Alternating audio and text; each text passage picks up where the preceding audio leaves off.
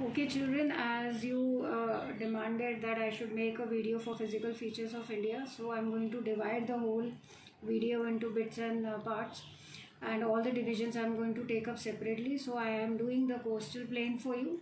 Okay, so we are going to start with it today. I'm not using any textbook because I've already explained to you this topic in the classes, online classes. I'm just taking a kind of a revision and brief up of the topic for you to revise it whenever or as and when you need it. Okay, so let's start with it. Now you can see there is an image. I'm using my same PPT as I used in the lecture. So the Gujarat coastal plains, the western coastal plains and the eastern coastal plains, all these three together form your Indian coastline. As you know, the total coastline is around 7,517 kilometers. But then if you just take the mainland Indian coastline, then it comes to 6,100 kilometers. Okay. Now these coasts have been formed due to different depositional and erosional activities of the rivers and the waves. Okay, and as I told you already that they have been divided into three categories: is Gujarat coastal plain, western coastal plains and eastern coastal plains.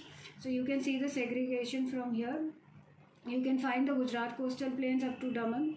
From Daman to Maharashtra, you will find the Konkan coastal plain. From Karnataka, from Daman to Karnataka, from Daman to Goa, you will find the Konkan coastal plains. Then from Goa to Karnataka, you will find the Kannada plains. And in the Kerala region, you will find the Malabar plains. So they extend up to the Cape of Comorin. As you go towards the eastern coastal plains, you will see that here the river Subarnekha, you will find it till the river Subarnekha in the Odisha region, and then again it will come down to the same point, the Cape of Comorin or Kanyakumari. Now we have the West Bengal region here, but we don't consider it as part of the coastal plains, as you very well know that it is the part of the Indo-Gigantic plain. Okay, so we don't put it up, we don't add it here. Okay, so let's take this up in detail. First we will start with our Gujarat coastal plain. So I'm going to the next image here. So this is your Gujarat coastal plain. As you can very well see, I've just taken the screenshot of this particular region for you to understand it very clearly. Now you can see here that the Gulf of Kutch is doing its role very nicely. It is dividing the whole Gujarat coastal plain into two parts. One is the Kutch plain and another one is the Kathiawar plain. Now if you see the position of the Kathiawar plain, you can very well see that it is lying between the Gulf of Kutch and the Gulf of Kambat. Okay, now two things you have to remember, very important. First, what is it being fed by? So there are three major rivers that are going into this. One, you know, Luni river, that is the only river that is you find it in the region of Rajasthan, and then it goes up to the Gulf of Kutch. It drains there, and then we have the Sabarmati river and the Mahi river. So this region is being fed by these three rivers. Okay. Now when we talk about these two districts here, Banaskantha and Sabarkantha, so you have to remember that they are not a part of the Gujarat coastal plains. Okay, now let's take up the Kutch region here. In the Kutch region, you will see that we have two important features. One, we have the Rann of Kutch, and one here you see is the Little Rann. Okay, so you have to focus on my pointer. So I am sitting like this for your benefit so that you can just focus on the image and the voice. Otherwise the image is not clear during the video. So this is the Little Rann of Kutch, and in the Kutch region here you will find the Kutch Hills also. Okay. Now when we come down, in the north of Gulf of Kutch, you find the Kutch plains, the Kutch coastal plains, and in the south of Gulf of Kutch you find the Kathiawar region, which is also known as Saurashtra. So when we see here, you will find some important hills also. So we know that Girnar Hills, the Gir forest are famous, so they get their name from Girnar Hills. So here is your Girnar Hills. Then we have the Mandav Hills. Okay, and as we go up, you will find here there are two names, Sir Creek and Kori Creeks. So creek is nothing. It is a shallow water body. Okay, shallow stream. So I have already told you it is found at the borders of Pakistan and India. And Sir Creek was earlier known as Bang Ganga, but it was renamed after a representative of the British Raj, Sir Creek. And Kori Creek has always been in dispute, where India and Pakistan keep on claiming for the water. Okay, so India has claimed it. Now when we come down till here to Laman, so you will find two again important features. One is Rajpipla Hills, and then there is Parnera Hills. Okay, so this is all about your coastal plains that you need to know. Okay, now when we move forward, you will come to know about the other coastal region, that is from Daman up to the Kanyakumari. So it is again being segregated into three parts: the Konkan coast, then the Canara coast in Karnataka, and Malabar in the Kerala region. Okay. Now let's come to western coastal plains. Now you can very well see, I have already told you, from Daman up to Kanyakumari or Cape of Comorin till here. Now when it comes to the location, you can write down between the Arabian Sea and the Western Ghats, you will find them. Okay, the states that it is covering is from Maharashtra to Goa to Karnataka and Kerala, and it is having around 1400 kilometers of coastline here, and its width is around 10 to 80 kilometers.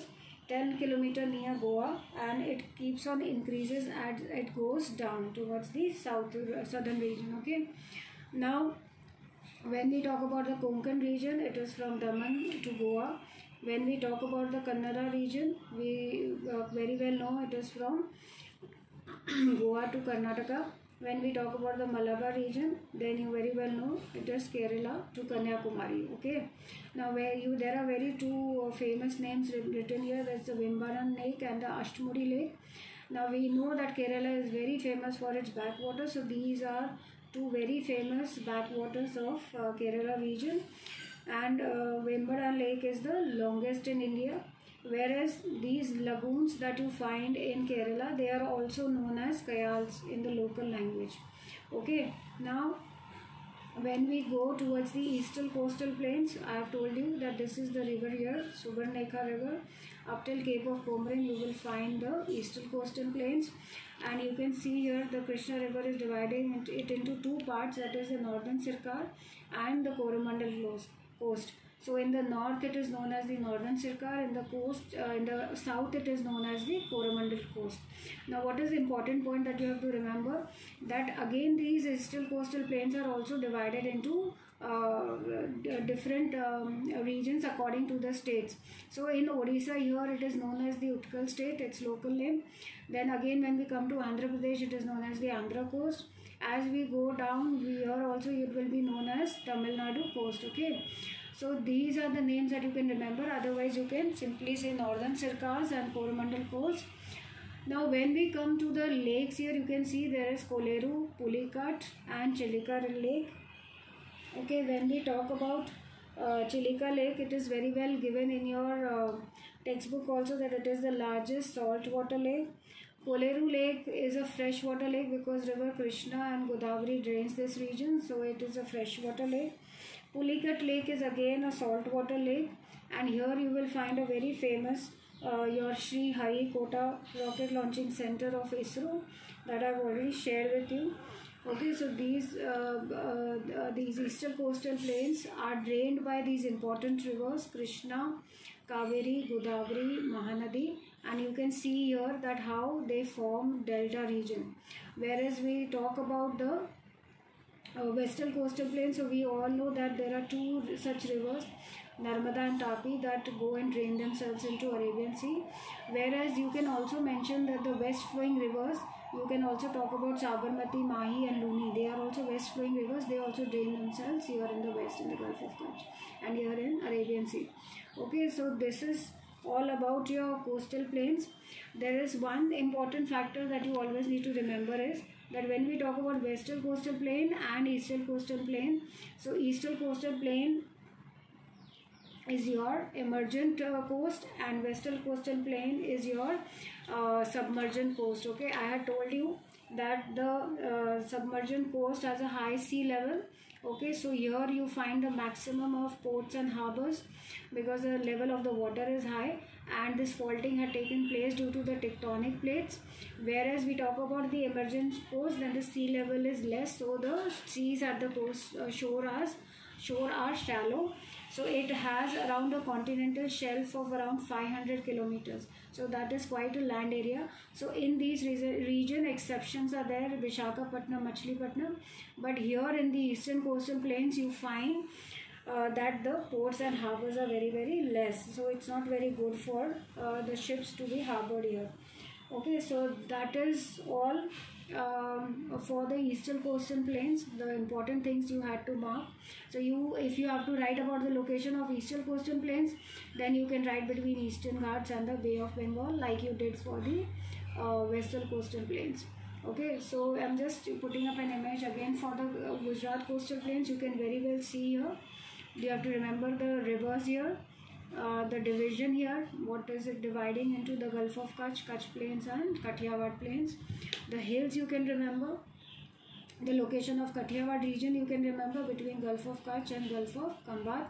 There are two other water bodies, Kori Creek and Sur Creek. So these are some important factors that you remember.